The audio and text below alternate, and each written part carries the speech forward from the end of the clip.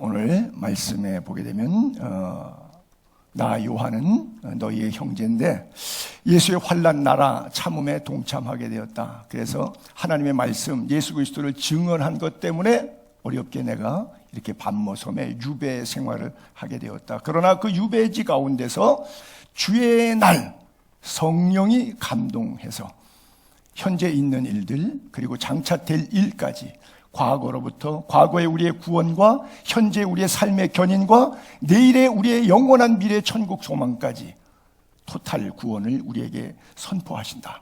그래서 주님께서 이것을 얼른 받아 적어서 7교회에 보내라.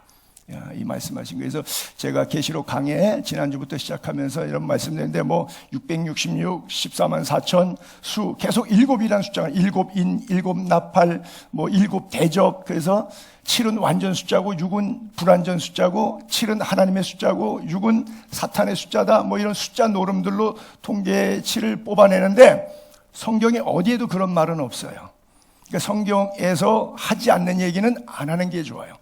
그래서 수적인 면에서 너무 관심 갖지 마시고 이렇게 생각하시면 돼요. 모든 성경이 마찬가지지만 교훈과 책망과 바르게 함과 의로 교육해서 우리 죄를 용서함 받아서 선한 사람 만들고 선한 일에 힘쓰도록 우리를 세워가시는 것이 성경인데 요한계시록도 마찬가지예요.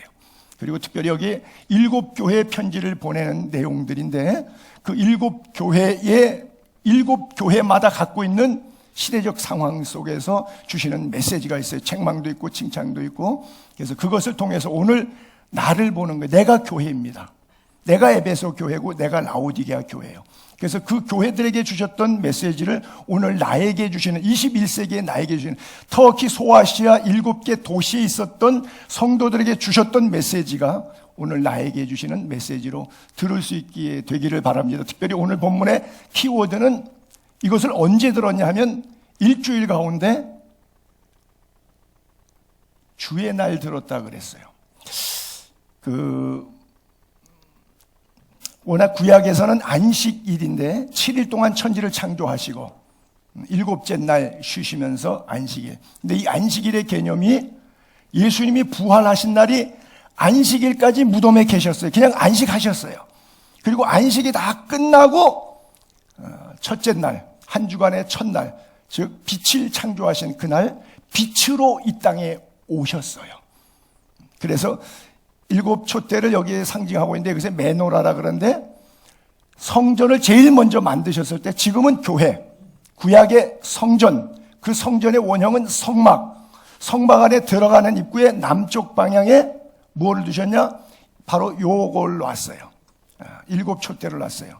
그래서 이미 성소에 불을 밝히는 데 있어서 빛을 상징적으로 말씀하시고 이 빛이 내가 곧 빛이다. 요한복음에 오셔서 예수님이 자신이 빛이라 그러고 우리를 보고 너희는 빛이 되라. 빛과 소금 역할을 부탁하셨죠.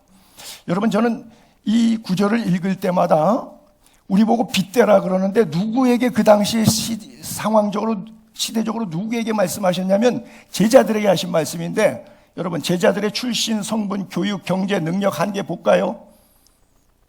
빛된 사람들이 아니에요. 좀 심한 말로 일자 무식쟁이에다가 어부 출신에다가 가난하고 거기다가 세리마태 같은 경우는 사회적으로 천박한 직업으로 인정받고 있고 셀료단 같은 열심당원 같은 경우는 지 열심으로 살아가는 사람들이에요. 완전히 오합지졸들이에요. 사회적으로 장관, 국회의원, 대통령, 경제적인 총재 이런 사람 보고 당신들 사회에서 빛과 소금 역할 하세요 이렇게 말씀하신 게 아니에요. 너희가 빛이 되고 너희가 소금이 되라고 하는 그 사람들 보니까 전혀 빛과 소금의 역할을 감당할 만한 주제가 안 되는 인물들이에요. 오늘 주님께서 말씀하십니다. 너희가 빛과 소금 되라고요. 우리 형편 보니까 내가 배운 거나 가진 거나 아는 거나 인맥이나 권세나 위치가 포지션이 남들이 볼 때 웃을까 봐 부끄러워서 숨기고 싶은 위치예요. 그런데 주님은 우리에게 말씀하십니다. 빛이라고요. 소금이라고요. 빛된 삶을 살 수 있게 되기를 바랍니다. 사도 요한이 반모에 머물렀다는 뜻은 바로 환난 때문에 역경 때문에 유배지 간 거예요. 자기의 처한 상황은 유배지의 죄수에 불과했지만 주의 날 성령이 감동해서 그에게 말씀을 주시니까 그가 빛 대신 예수 그리스도를 조명해 줄 수 있는 반사경 거울 역할을 했어요. 그것이 요한의 계시록입니다. 사실은 예수 그리스도의 계시록이죠. 그러나 성경은 요한의 계시록이라고 그래요.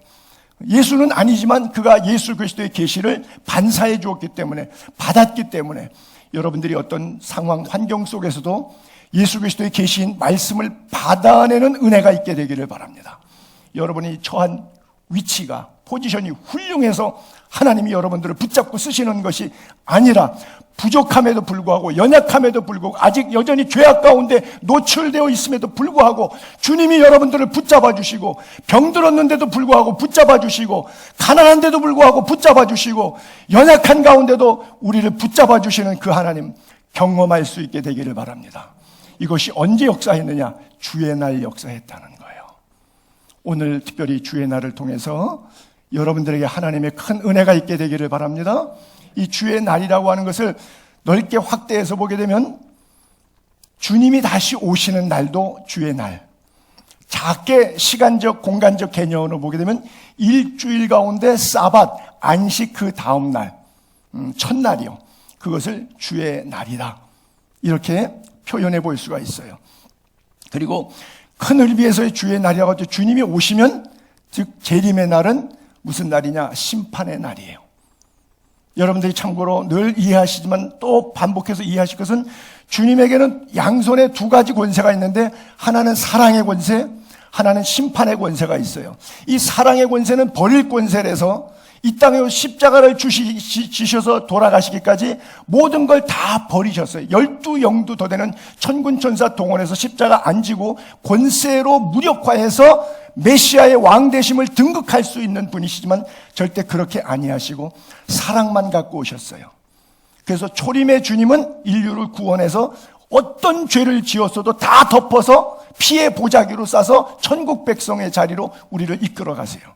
그런데 다시 오실 주님, 주의 날 또 오실 터인데, 그 오시는 주님은 사랑은 미안하지만 0.1%도 아니 가지고 오십니다.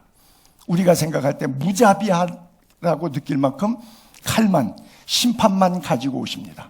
그래서 초림하셨을 때 사랑만 갖고 오셔서, 사랑의 극치가 십자가인데 그 십자가의 구속을 붙잡는 자, 십자가 끝까지 든든히 붙잡는 사람, 그리고 말씀대로 살았던 사람들에게 생명의 면류관, 의의 면류관 씌워주는 거예요. 그래서 주님이 다시 오시는 주의 날은 믿는 우리에게는 월급날, 페이데이니까 너무 행복하고 좋은 날이에요. 평가받는 날이에요. 그동안의 수고, 그동안의 환난 가운데 참고 견뎠던 믿음의 삶을 보상받는 날이에요. 그러나 예수 믿지 않는 사람은 통곡하고 애곡하고 땅을 치고 후회하고 슬피 울며 일을 가는 날이에요. 여러분 안에 계신 예수 그리스도가 주의 날을 사모하는 큰 믿음으로 자리 잡게 되기를 바라고요. 그 주님의 다시 오심을 리마인드, 반복적으로 절기처럼 반복적으로 리멤버하는 날이 바로 주의 날이에요. 그래서 일주일 간격으로 다시 모여서 예배하는 거예요.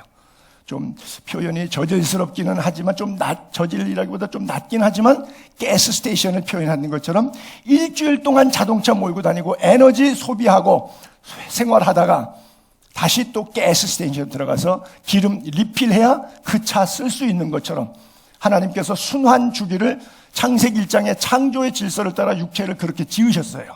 그건 하나님이 결정하신 거예요. 그래서 엿새 동안 힘써 일하고 안식일은 기억하여 거룩히 지키라, 이렇게 말씀하시고, 왜? 그날을 내가 복되게 했고 거룩하게 했기 때문에 너희에게 복 주고 너희가 성결한 삶을 이어갈 수 있도록 내가 디자인했다라고 하는 거예요. 그래서 하나님의 디자인 속에서 내가 먼저 주님을 만나면 개인적 종말이지만, 내가 살아있는 동안에 주님이 오시면 역사적 종말이죠. 알파와 오메가, 처음과 나중 되신 예수님 앞에 창조의 근본이신 하나님께서 마지막 다시 오셔서 우리를 심판하실 오메가이시기 때문에 그 주님 앞에 우리의 삶을 날마다 종말론적 신앙으로 살아가야 되는 거예요. 그래서 본문은 이렇게 시작했죠. 나 요한은 너희의 형제예요. 우리와 똑같은 인물이라는 거, 특별하지 않다는 말입니다. 우리는 항상 사도들은 특별한 사람, 선지자는 특별한 사람, 목사는 특별한 사람, 이런 개념이 있는데 그걸 허물게 되기를 바랍니다. 목사도 자기 죄 때문에 고민하고 자기 상황이 힘들고 자기 경제에 힘들어서 어쩔 줄 모르는 죄인 가운데 한 사람이에요. 우리 형제예요. 나 요한은 너 형제라 그래요. 예수의 환난에도 참석하고 하나님의 나라, 예수의 나라에도 참여하고 참음, 인내에도 동참하는 자. 그래서 여러분들이 환난에도 참음에도 다 동참하는 은혜가 있게 되기를 바라고요. 왜 반모섬에 유배 갔다고 했냐? 초록색 글자처럼 하나님의 말씀, 예수를 증언했기 때문에 핍박을 받아가지고 간 거예요. 왜? 황제 숭배 사상인데 도미티아누스 황제상을 세웠는데 그 황제상에게 절하지 않으니까 이걸 정치범으로 몰아서 또 다른 임금, 다른 예수를 섬긴다. 이래서 그를 유배 보냈죠. 주의 날에 내가 성령에 감동돼요. 여러분, 특별히 주일날 하나님의 성령이 우리에게 큰 은혜와 감동을 주시는 줄로 믿으시기 바랍니다.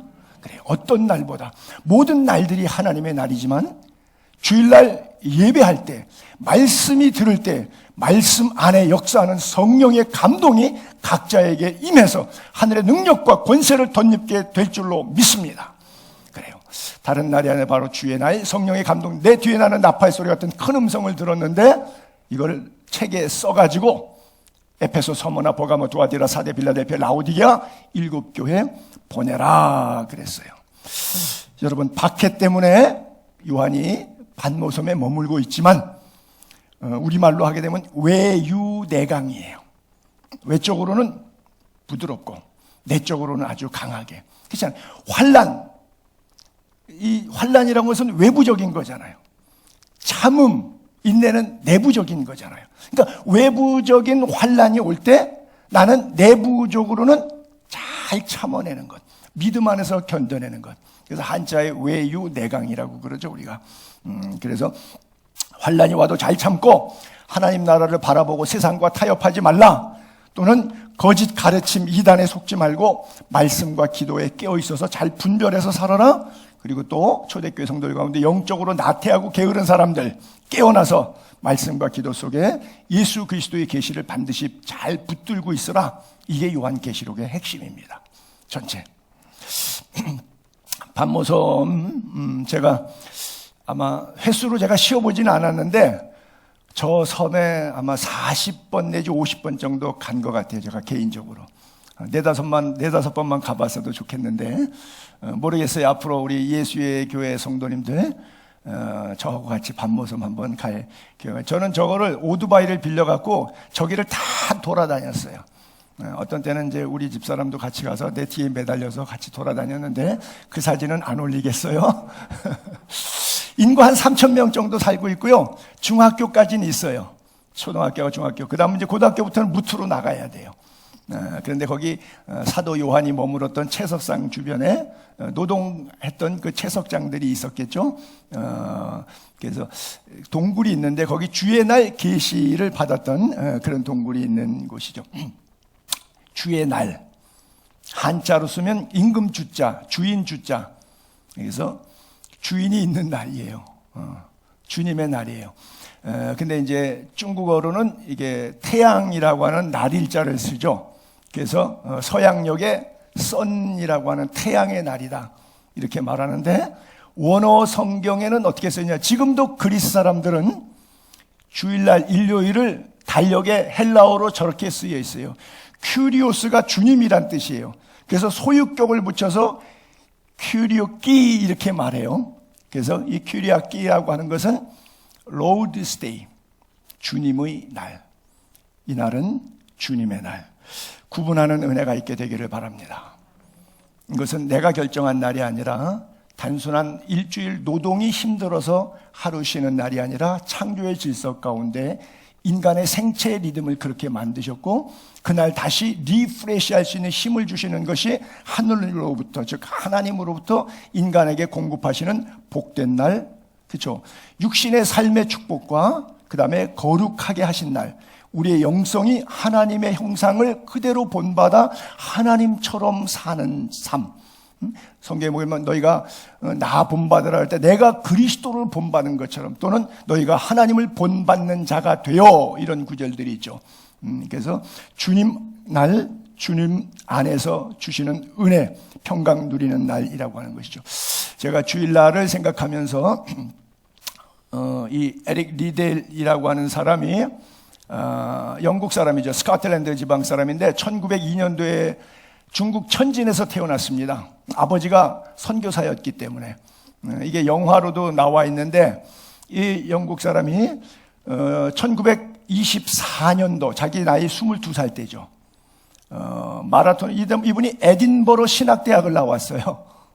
근데 신학대학을 나왔는데 워낙 어렸을 때부터 뜀박질을 잘해갖고, 아마 1902년도 당시에 100년이 넘으니까 이 중국 천진 땅에서 도로 교통 잘 좋지 않았겠죠. 그러다 보니까 심부름 다니면 많이 뛰어다녔나 봐요, 어렸을 때부터. 그래서 다름질을 참 잘해서 그냥 학교 가서 학창시절에 뛰다 보니까 국가대표가 됐어요.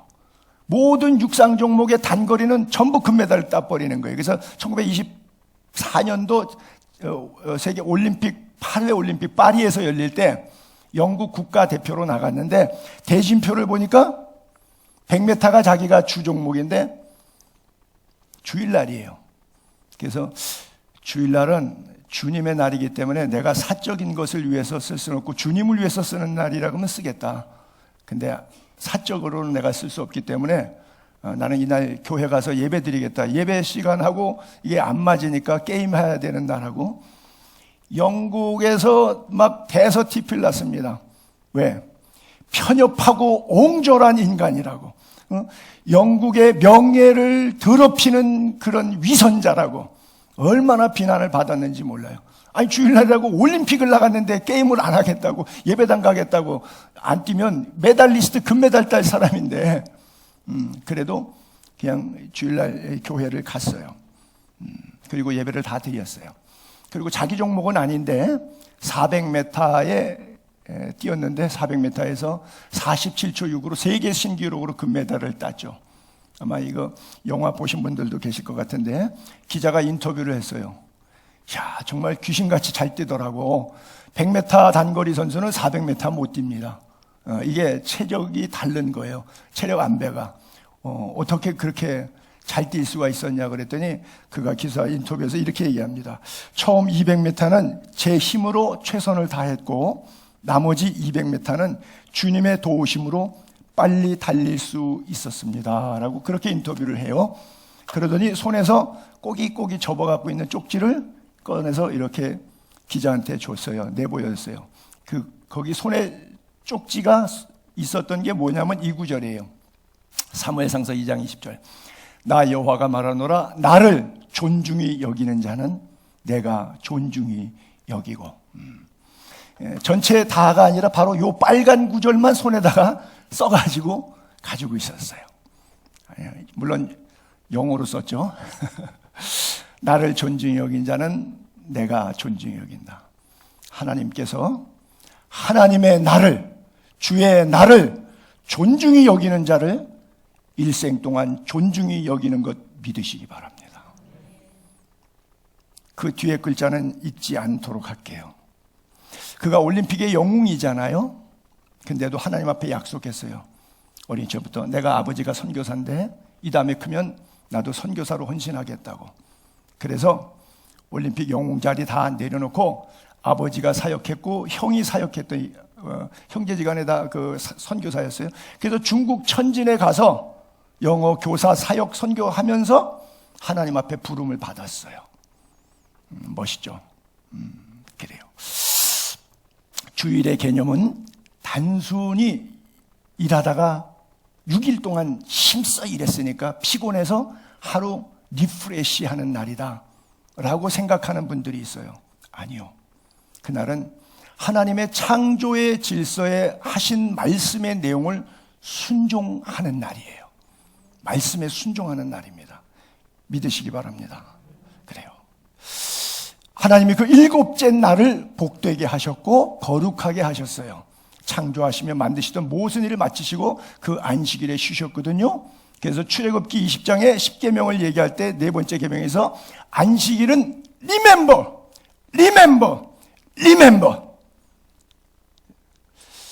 기억해야 돼요. 그리고 그날을 거룩하게 지켜야 돼요. 여러분, 거룩하게 지킨다는 게 뭘까요? 하나님을 예배하는 겁니다.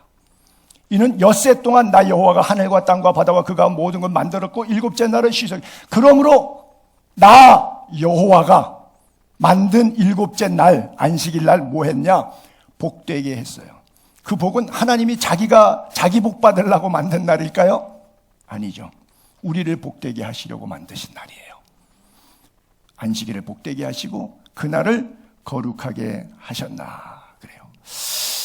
예배를 통해서 하나님께서 육적인 복과 영적인 거룩한 능력을 덧입혀 주시는 날이에요. 그래서 주의 날 성령에 감동되었다고 사도 요한은 그렇게 말해요. 그래서 오늘도 주님께서 특별한 은혜와 감동을 주시는 날인 줄로 믿으시기 바랍니다. 그래서 사실은 만일 안식일을 지키는 규례에 대해서 성경은 이렇게 가리키고 있어요. 만일 안식일에 내 발을 금하여 내 성일에 오락을 행하지 아니하고 안식일을 일컬어 즐거운 날이다. 이 날은 즐거운 날. 여호와의 성일을 존귀한 날이다. 이를 존귀히 여기고 이 날을 존귀하게 여기고 내 길로 행하지 아니하고 돈 몇 푼 벌겠다고 내 길로 가지 않고 어떤 길은 사람의 보기에 바르나 필경은 사망의 길인데 그 나의 길로 가지 않고 너의 오락을 구하지 않고 사사로운 말을 하지 않으면 교회 와서도 재직해 한다고 쌈박질하는 경우들도 있죠. 또 사사로운 비방을 쏟는 경우도 있죠. 절대 해서는 아니 될 게 바로 이런 거예요. 사사로운 말을 하지 않으면 내가 여호와의 안에서 즐거움을 얻을 것이다. 주님이 주시는 즐거움이 있다는 거예요. 내가 너를 땅의 높은 곳에 올리고 내 조상 야곱의 업으로 기르리라. 여호와의 입의 말씀이니라 그랬어요. 그래서 사실은 주일날은 예배당 안 가고 오락하고 놀러가고 우리 기독교인들에게 제가 부탁을 여러분들이 하시든 안 하시든 제가 성경적으로 목사니까 가르침은 하는데 그래서 여러분들의 자녀들 뭐 결혼식 날짜 잡을 때 절대 주일날 잡으시면 안 돼요. 개인을 위한 날로 쓰는 것이 아니라 하나님의 영광을 위해서. 그래서 나를 구분했는데 엿새 동안에 하나님께서 나에게 주신 날들이 있고 하나님께서 하나님을 위해서 정하신 날이 있기 때문에 우리가 이 날의 우선순위가 분명히 잘 정립이 되어 있어야 돼요. 하나님을 존귀하게 여길 때 하나님께서 나를 존귀 여기고 하나님의 나를 존귀 여길 때 나의 유기를 하나님께서 존귀 여겨요. 여러분들 예를 들어서 이렇게 예를 들어볼게요. 하나님 입장과 여러분 입장에 있어서 내가 주일날 와서 예배하니까 하나님께서 오늘 나를 복주고 거룩하게 해서 나에게 은혜를 주셨어요. 그리고 나머지 날은 6일 동안은 하나님이 여러분들을 프로텍트 안 해줘요. 여러분 보호 안 해줘요. 그래도 되죠. 오늘은 예배했으니까 오늘만 보호하고 나머지 6일은 보호 안 해도 돼요. 그래요? 그렇지 않죠. 모든 날들이 하나님의 은혜가 있죠. 그렇기 때문에 오늘 그 예배가 하나님께 바로 드려졌다면 나머지 일주일의 나의 날들을, 나의 산업을, 나의 가정을 하나님의 은혜로 복되고 거룩하게 기름 부어 주실 거예요. 말씀이 우리들에게 권면할 때마다 이 말씀의 핵심을 여러분들이 놓치지 않기를 바라고요. 우리 지금 뭐 2년 가까이 코로나 시대다 보니까 비대면 예배, 영상 예배, 대체 예배를 많이 드리게 되는데 저는 현장 예배를 많이 강조하잖아요. 우리 경신고등학교 친구 아이들도 다 안수 집사, 한 친구는 이제 장로 피택 받았는데 부인들은 다 권사고 다 수준이 믿음이 뭐 수십 년 이상 뭐 고등학교 때 이전부터 예수를 믿던 친구들이니까 뭐 50년 가까이 예수쟁이들이에요. 근데 영상 예배 대체하니까 주일날 놀러 가더라고요. 저 여주 양평 쪽에 세컨하우스 땅 좀 보러 가겠다고 주일날 거기 놀러 다니고 그러더라고요. 교회를 안 가니까. 그래서 제가 오늘 저녁도 우리 일주일에 한 달에 한 번 밥을 먹는 날인데 매월 둘째 주 주일 저녁은 꼭 친구들이 같이 저녁을 먹습니다. 그래서 만났을 때 제가 그러면 안 된다고 얘기했어요. 글쎄요, 나는 우리 교인들에도 마찬가지고 제 주변에 있는 사람들에게는 그렇게 이야기하고 싶어요. 이것이 양보받을 수 있는 게, 내가 마음이 좋은 목사라서 그러셔도 됩니다. 괜찮아요. 여러분 평안한 날이니까, 즐거운 날이니까 여러분 마음대로 쓰세요 라고 해주고 싶은데, 성경은 그렇게 하면 내가 저분한테 갔을 때 귀샤되게 맞는다고 써 있어요. 성경에도 보게 되면 때를 따라 양식을 나누어 줄 종이 누가 있느냐, 지혜로운 종은 칭찬을 받을 것이요 그렇지 못한 자는 종은 많이 맞으리라. 이런 표현들이 있거든요. 그래서 여러분 가능하면 이 표현 자체가 어폐가 상당히 있고 하나님이 기뻐하시지 않는 표현이라고 생각이 돼요. 가능하면 주일을 성수하는 것이 신앙인의 마땅한 도리예요. 그래서 엿새 동안은 여러분들의 날로 하나님이 안식일을 기억하여 거룩히 지킨 자에게 주실 영광스러움과 건강함과 기쁨과 풍성한 날로 마음껏 누리시고, 이 날은 하나님의 날만큼은 하나님께 집중하는 날로 일생을 그렇게 살아갈 수 있게 되기를 바랍니다. 왜? 단순한 쉼의 날이 아니라 온전한 구원의 날이에요. 구원을 완성해 나는 날이에요. 그래서 주님께서 이 땅에 오셨을 때도 안식일날 병자들 막 고치시는 것 때문에 바리새인들, 장로들, 서기관들이 얼마나 비난만, 예수님 십자가에 돌아가시게 된 미움 받은 이유도 바로 그런 거잖아요. 그때 주님께서 뭐라고 말씀하세요? 이르시되 안식일이 사람을 위하여 있는 것이요. 하나님께서 복되게 했는데 왜 복되게 했냐? 사람을 복되게 하려고 만드신 날이란 말이에요. 사람을 위해서 만드신 날이에요. 사람이 안식을 위해서 있는 것이 아니에요. 그러므로 인자는 안식일에도 주인이다 그랬어요. 율법을 완성하러 오셨고요, 안식일에도 주인이신 하나님이에요. 근데 이것이 신학자들마다 성경 해석이 각각 다 다르다 보니까 대한민국 현재 교회의 95%는 저하고 견해를 달리하는 교회와 목사님들입니다. 그건 뭐 할 수 없어요. 나중에 심판은 각자 하나님 앞에서 우리가 받으면 되는 거예요. 누가 옳다 그러다 할 것 없고요. 어쨌든 편의주의를 택하고 있고요, 불편하면 무엇이든지 다 허용되는 그런 시대지만, 이런 시대 상황 속에서 하나님의 아픔이 여러분들 가슴에 전달될 수 있다면 다시 성경을 읽고 성경이 나에게 어떤 삶을 요구하시는지 그 길이 보일 거예요. 근데 그 길 가기에는 너무 주변과 상황이 힘든 거예요. 그걸 이겨내기는 내 힘이 너무 역부족인 거예요. 그래서 스스로 내가 믿음이 약해서 그렇지라고 생각하고 위로하고 끝났어요. 그 다음날 또 새 날이 왔는데 그냥 또 되면 그렇게 살아가는 거예요. 이것이 반복이 우리 일생인데, 이렇게 살다가 어느 날 덜커덕 주님 앞에 서지 않고 덜커덕 주의 날을 경험하지 않고 준비된 신부와 같이 등과 기름을 함께 잘 끝까지 성령의 충만함으로 말씀의 힘으로 고난에 동참함으로 살다가 주의 날을 맞이할 수 있는 성도님들이 되기를 바랍니다. 그래요. 주일날 단순히 설교 한 편 듣는 것이 주일의 다가 아니에요.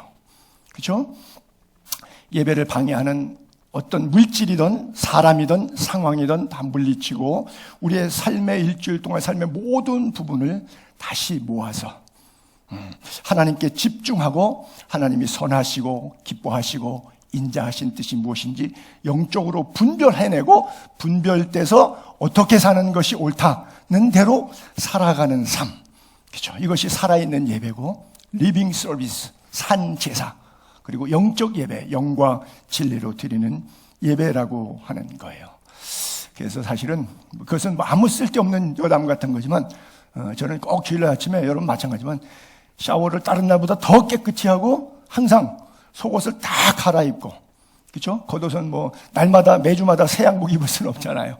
그래서 겉옷은 표시가 안 나지만 속은 깨끗이, 속 사람하고 육체하고는 상관없지만 영적인 의미로 스스로 주일만 아침만 되면 그렇게 하는 거예요. 여러분 따라 하셔도 좋아요. 깨끗이 씻는데 나쁠 거 있겠어요. 그래서 벌써 자세부터 주의 날, 하나님의 날, 나의 날과 다르다는 개념적인 것을 육체와 영혼 속에 인식시켜내기를 바랍니다. 어쩌지 못해서 부산스러워서 그냥 허겁지겁 또 늦은 시간에 이렇게 오는 것이 아니라 정말 준비된 그런 자세로. 그래서 여러분 그 청교도들은 신앙생활을 하고 주일 성수 개념이 썬데이 크리스찬이 아닐 때 예배하러 가기 전에 가정에서 모아서 아이들까지 다 잠깐 기도를 합니다. 주일 그 아침에 식탁에 앉아서들 돌아가면서 기도하는 그런 사진이나 영화들 보잖아요, 유대인들처럼. 그러면 오늘도 가서 말씀해 주실 은혜, 우리에게 말씀해 달라고 하나님의 은총이 함께 하기를 기도하고, 그리고 교회 가요.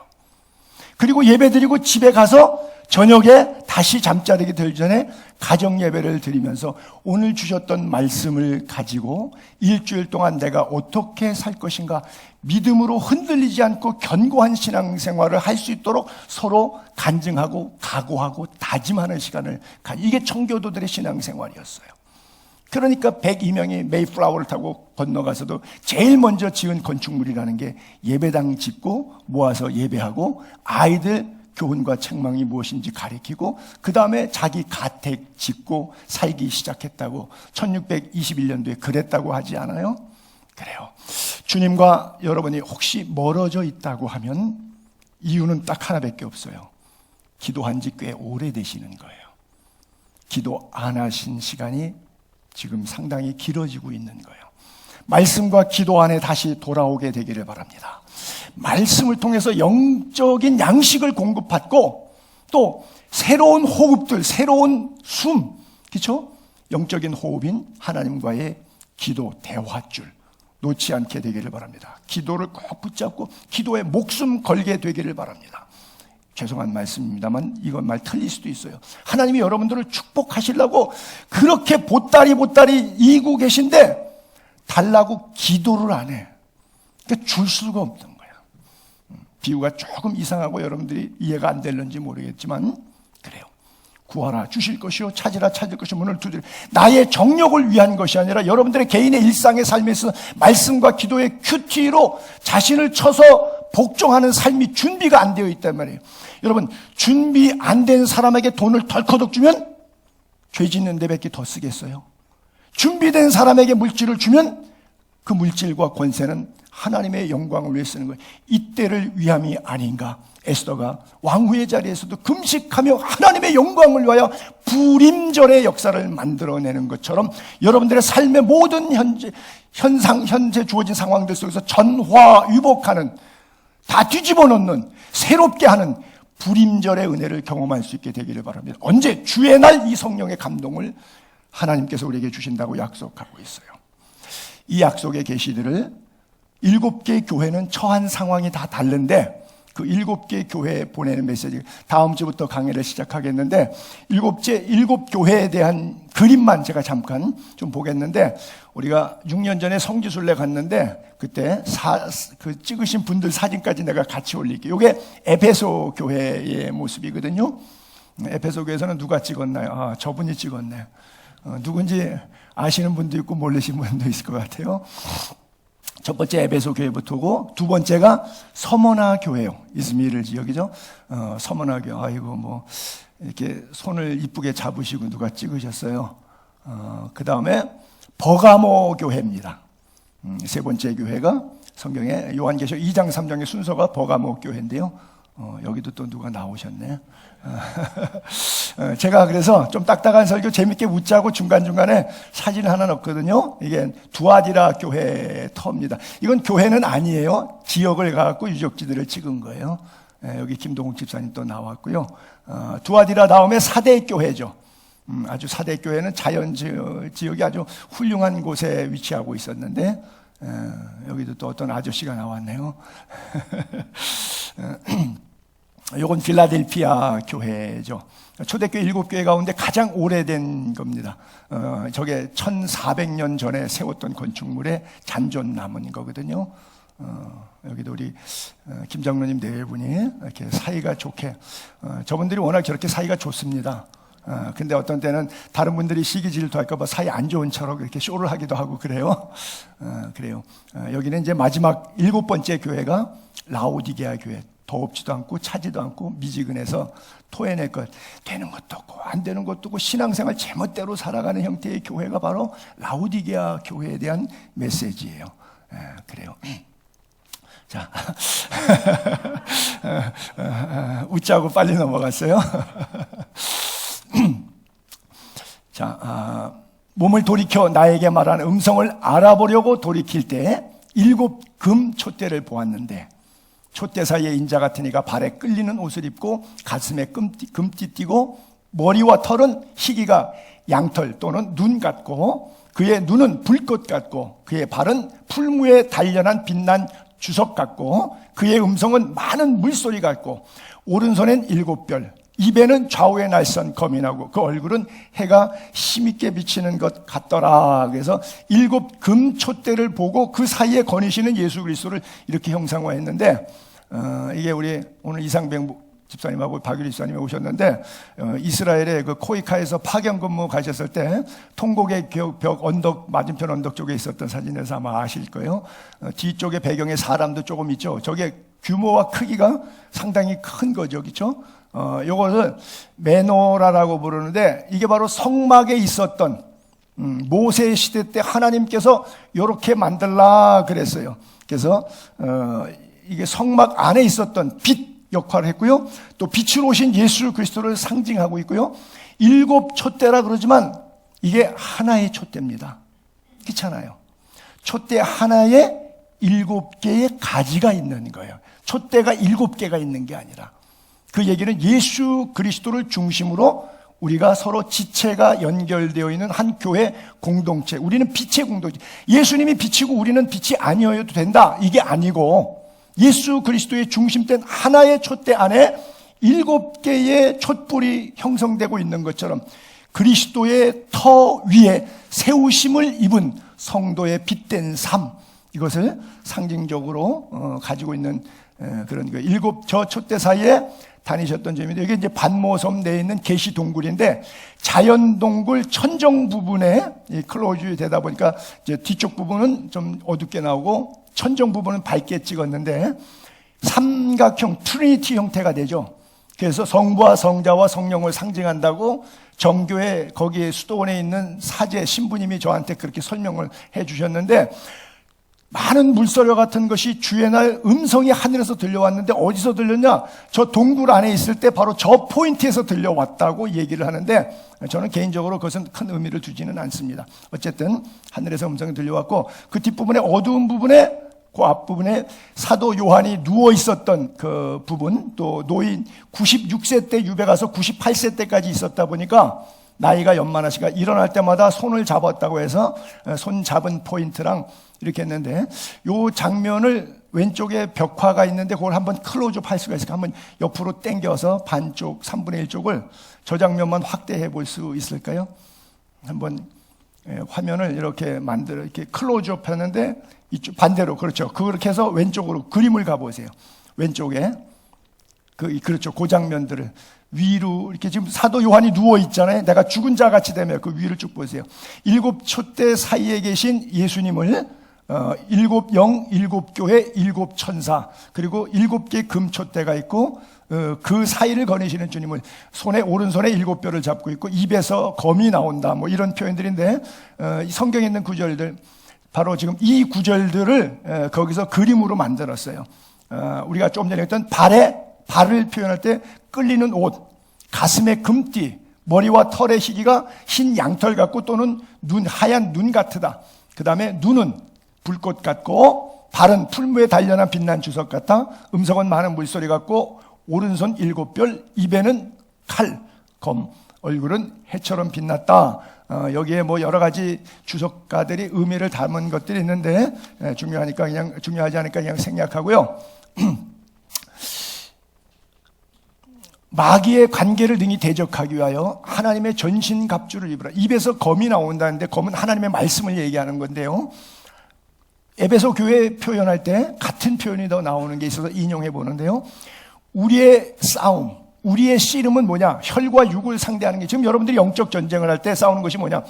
통치자들, 이거 사람이죠. 그렇죠?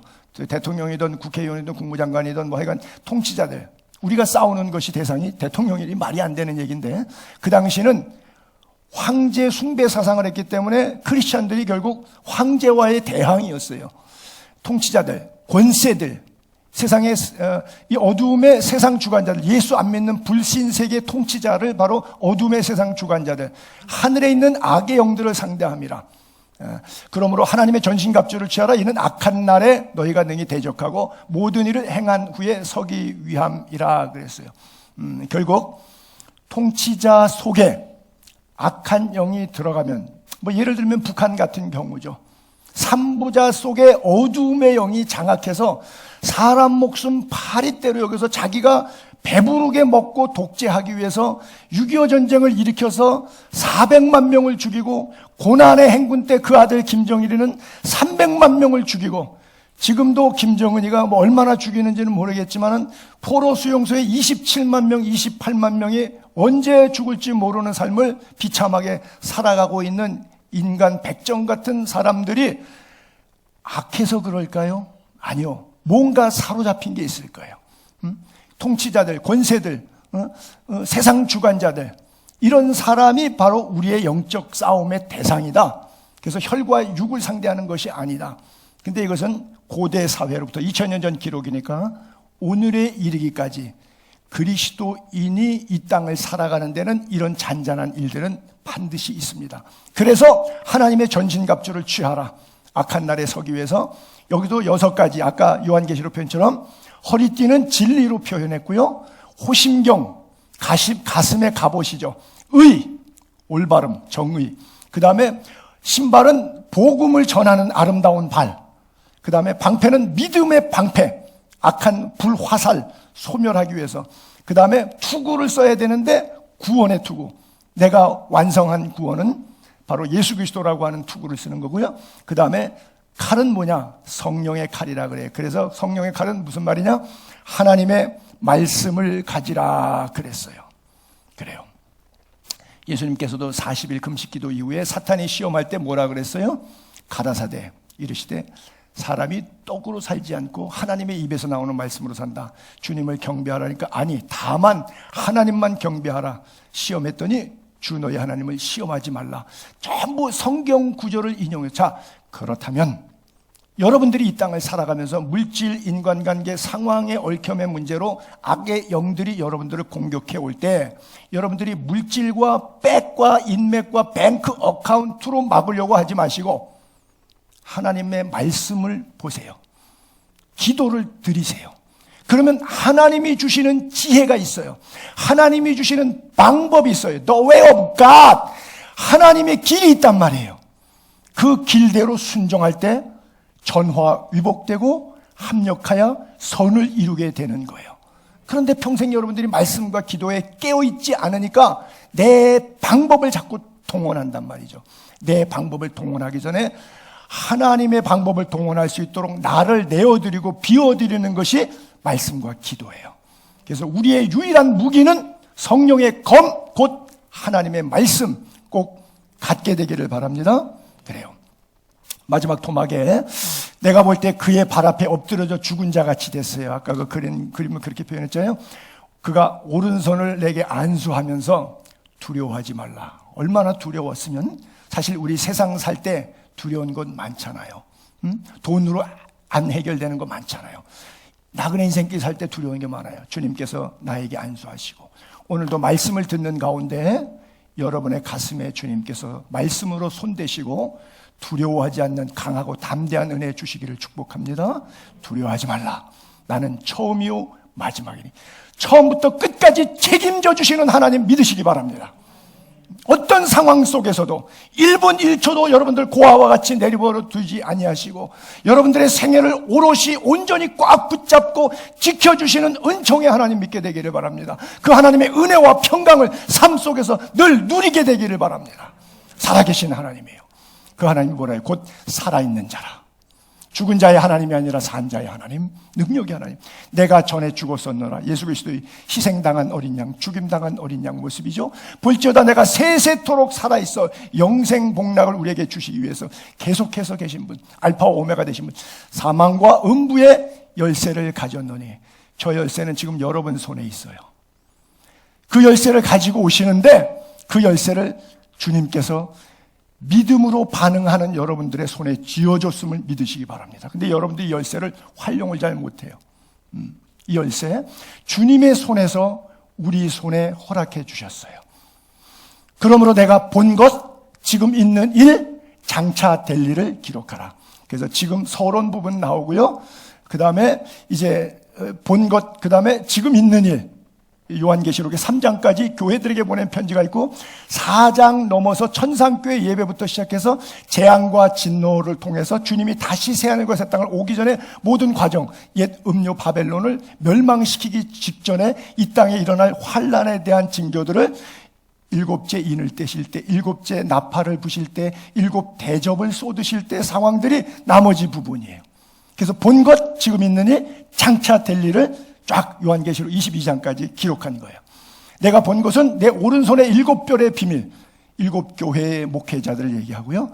일곱 금초대, 이것은 일곱 교회를 상징하는데 일곱 교회를 터키 소아시아 지역에 2000년에 있었던 그 교회로 생각하지 말고 계속해서 강해를 들으실 때 나로 생각하면 돼요. 조금 더 넓은 의미에서는 예수의 교회로 생각하시고 예수의 교회보다 조금 더 좋은 것은 이 말씀이 나에게 주신 내가 교회입니다. 건물이 교회가 아니라 영이 교회예요. 그리스도 영이 담겨진 그분이 성전이고 교회예요. 나에게 주시는 하나님의 말씀. 상징적인 일곱 교회가 오늘 나를 내 생애를 향한 하나님의 거룩한 음성 듣게 되기를 바랍니다. 세세토록 살아있어 영원히 영생의 복락을 우리에게 주시는 하나님. 왜냐? 기독교는 부활의 종교이기 때문에. 그는 허물과 죄로 죽었던 너희를 살리셨도다 했거든요. 이미 예수 안에서 산 부활의 영. 그래서 죽어서만 부활이 아니라 이미 죄악 가운데 죽어서 예수 그리스도 안에서 다시 산 새 생명 가운데 행하는 삶이 오늘 우리의 삶이에요. 그 삶을 계속해서 견인할 수 있도록 사망과 음부의 열쇠를 우리에게 주셨어요. 이게 뭐예요? 믿음의 선포. 베드로가 주는 그리스도시요 살아계신 하나님의 아들입니다. 이 고백했죠. 그 고백을 들으시고 그 고백 위에 내 교회를 세운다. 이렇게 말씀해요. 주님이 내가 이 반석 위에 그 신앙 고백 위에 내 교회를 주님의 교회를 세워요. 그 주님의 교회는 음부의 권세가 이기지 못. 여러분들이 교회라 그랬죠? 여러분들을 음부의 권세가 이길 수 없어요. 왜? 음부와 사망의 열쇠는 여러분들 손에 위임하셨어요. 이미 2000년 전에 십자가에서 It is finished, tetelestai 완성하셨어요. 끝내셨어요. 이미 여러분 손으로 넘겨졌어요. 그래서 베드로에게 그런 말씀을 이 신앙 고백 위에 세워진 교회 바로 너 자신이죠. 구원받은 천국 백성이죠. 내가 천국 열쇠를 내게 주리니. 이미 가시면서 보내실 성령 오시기 전에 우리에게 주셨고요. 그 성령이 천국 열쇠가 내가 손에 주어져 있음을 깨닫게 해주는 것이에요. 누가 주셨지? 예수님이. 우리가 왜 예수를 믿게 되지? 복음이 생각나게 하시는 하나님의 과정 속에 이미 천국 열쇠가 있는데 이걸 누리지 못하는 것뿐이에요. 내가 땅에서 무엇이든지 매면 하늘에서도 매일 것. 내가 땅에서 무엇이든지 풀면 하늘에서도 풀리리라. 이 신앙 고백처럼 비록 오늘 반모라고 하는 유배지에 비참하게 끌려가서 채석장에서 강제 노동하며 살아가는 삶인 것 같은 상황, 오늘 여러분들이 팬데믹 속에서 살아가는 삶이 몸을 어디다가 두어야 될지, 직업과 가정과 주변과 상황과 움직임 속에서 어찌해야 좋을지 모르는 이 불안한 상황 속에서도 하나님께서 여러분들을 지켜주시고 반모섬에서 계시의 음성을 주의 날 성령의 감동으로 들려주셨던 것처럼 오늘도 예배하는 자리에 나온 사랑하는 성도들에게 주의 날 베푸실 그 성령의 감동함이 여러분들을 일주일 동안 성령의 충만함으로 말씀의 코팅함으로 견인하여 줄 줄로 믿으시기 바랍니다. 그 믿음으로 날마다 하루하루 영육간에 강건하게 사시게 되기를 주님의 거룩하신 이름으로 축복합니다. 기도하겠습니다.